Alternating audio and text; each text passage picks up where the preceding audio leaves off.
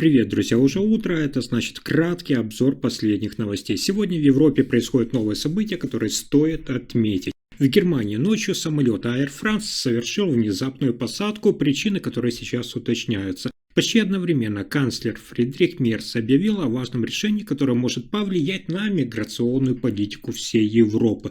В Вашингтоне Дональд Трамп неожиданно обещает каждому гражданину невероятные деньги, и это вызывает волну споров даже внутри его партии. 10 лет Парижскому климатическому соглашению, и эксперты вдруг признают, реальность оказалась совсем другой, чем ожидалось. А в самой Германии растут счета за отопление, люди жалуются, власти объясняют, а зима ведь только начинается. И все эти новости расскажу прямо сейчас, буквально за несколько минут.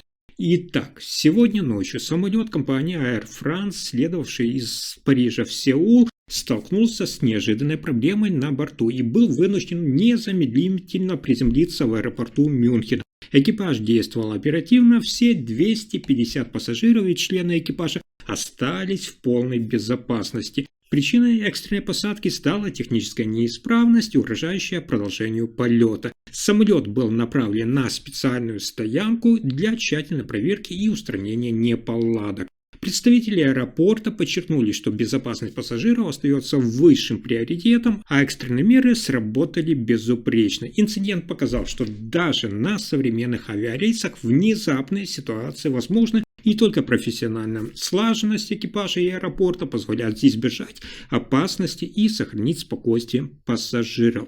Следующая новость – одна из самых важных для миграционной политики Германии. Канцлер Германии Фридрих Мерц обратился к правительству Пакистана.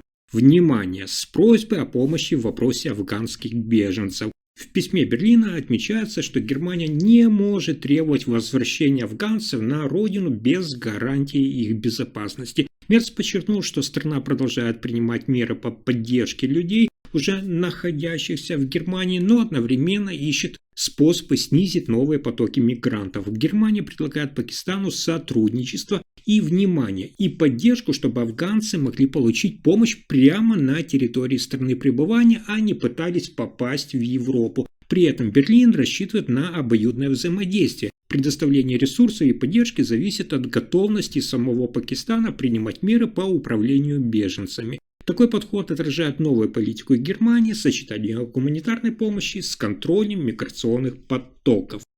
Следующая новость связана с обсуждением курса Соединенных Штатов Америки. Президент США Дональд Трамп объявил, внимание, амбициозный план каждому гражданину по $2000 США, помощи, финансируемой за счет введенных торговых пошлин. Он утверждает, что благодаря новым тарифам Штаты зарабатывают триллионы долларов и обещает отдать часть этой суммы народу. Исключение сделают лишь для людей с высоким доходом. Трамп торжественно заявил, цитата, «Мы самая богатая и уважаемая страна в мире, мы получаем триллионы долларов и вскоре начнем снижать наш долг». Он отметил рекордные инвестиции, рост фондового рынка и практически нулевую инфляцию. Это факты, которые вызывают вопросы аналитиков.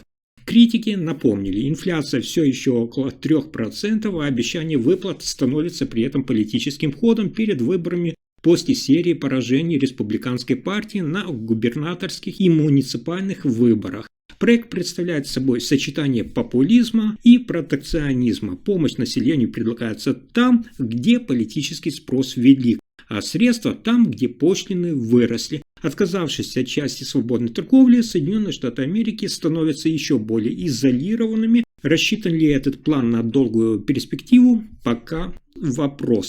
Но на этом сюрпризы дня не заканчиваются. В 2015 году, я напомню, в Париже было подписано международное соглашение по климату.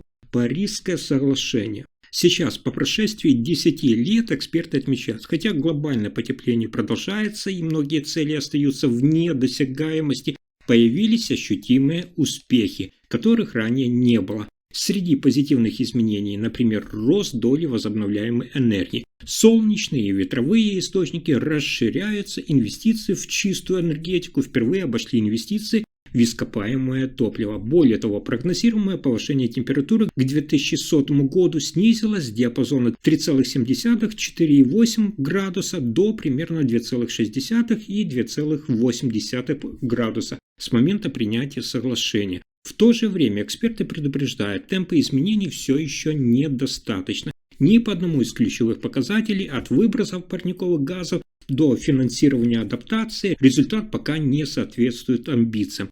Итог таков. Парижское соглашение стало мощным инструментом и символом глобальной солидарности. Оно запустило технологические и институциональные перемены, но теперь требует ускоренных действий и конкретных результатов. Если страны не нарастят свои усилия, мечта о сдерживании потепления до 1,5 градуса может остаться недостижимой.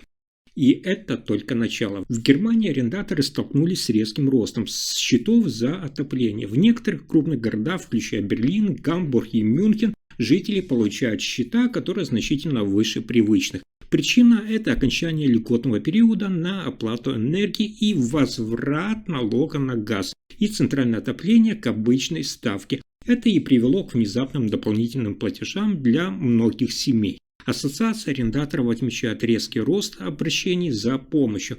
Только в Берлине с начала года зарегистрировано более 14 тысяч консультаций до начисления за отопление, почти столько же, сколько за прошлый весь год. Эксперты предупреждают, что рост цен на отопление становится серьезным испытанием для бюджета арендаторов. Многим приходится искать дополнительные возможности для экономии и планировать расходы на зиму заранее.